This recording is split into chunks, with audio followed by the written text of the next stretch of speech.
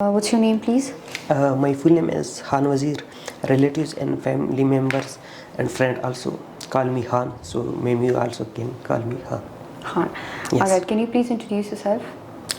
My name is Han Wazir. I am from district Orgazai, which is the ex-fort of ex-Fata. And I did my matriculations from the hometown. After that, I did my bachelor from University of Peshawar in IR, and currently I am the regular student of MPL from National Defence University here in Islamabad. Alright. Han Wazir, let's begin with the first part of your speaking exam. Yes, please. Let's talk about money. Okay. When you go shopping, do you prefer to pay for things in cash or by card? Mostly I prefer cash because there are unavailable facilities in mini shops and other shopping malls for card use. So mostly I use cash. Okay. Do you ever save money to buy special things? Yes, mostly I prefer brand things because I rely on brands mostly. So I go for it. So you save money to buy the branded things? Exactly. For that I manage my budgets. In a student life with small budget, I manage these things really well. All right. Would you ever take a job which had... Did you ever take a job that had low pay? Never so far. Once for 2 days I joined a call center, but I am not satisfied with them because a lot of time consuming, and being a regular student it's difficult for me to attend this job, so I quit it. Okay. Would winning a lot of money make a big difference to your life? Yes, mostly I believe on it strongly, and I also suggest to many parents that many really make a big difference in a human personalities and many more things throughout the world. Can you talk about any of the difference that a lot of money would create in a person's life? Yes, there are many ways. Firstly, if we see, I am from the very backyard areas. Mostly students, they are very able, but unfortunately they have not these facilities due to money or other things, and they did not go for education higher and many more things. All right. Let's begin with the second part of your speaking exam. Yes. That is the cue card. Yes. So for you, I have a cue card that says, describe an interesting discussion you had as a part of your work or studies. So you can talk about either you had it at work or while you were studying with a colleague, with a classmate, whatever you would like to include. You should say what the subject of the discussion was, who you discussed the subject with, what options were expressed, and explain why you found the discussion interesting. So this is your cue card, and you've got 1 minute for it. Your 1 minute is over. Okay. Done. Please start speaking. Actually, in my academics, about last month, I discussed a topic on development projects in Fata with one of my MPL colleague. He is a military person. So, firstly, he argued that states of Pakistan doing lots of development projects like roads, hospitals, schools in Fata, in ex-Fata.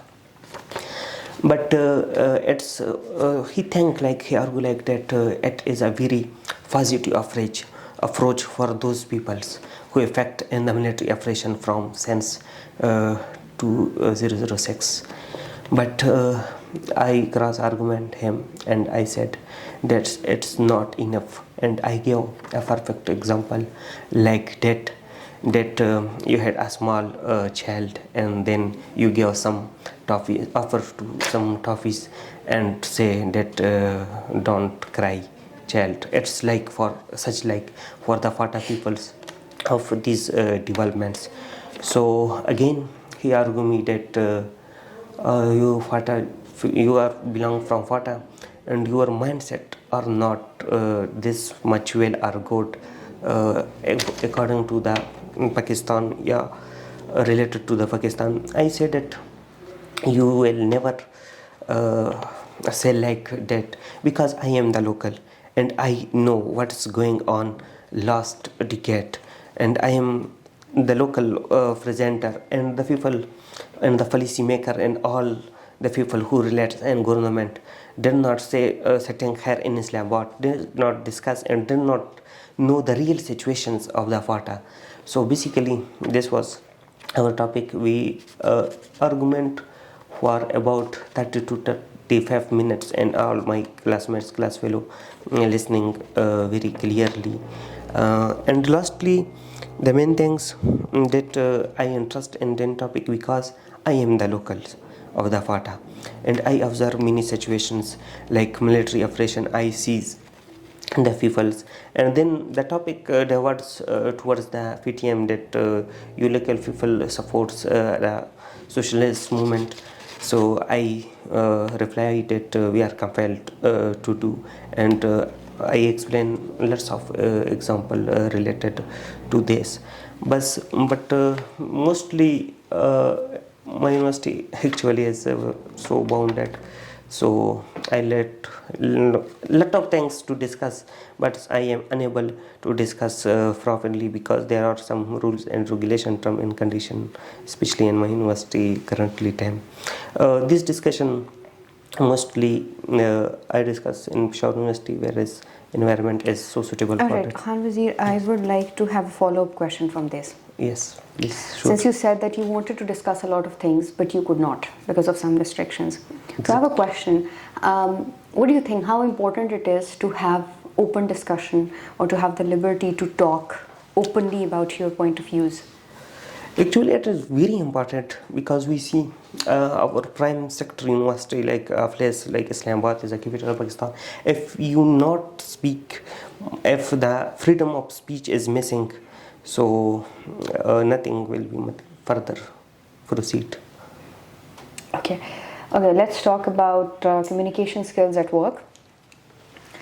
Which communication skill are the most important when taking part in a meeting with colleagues, or maybe when you are a student, so I would say with your classmates?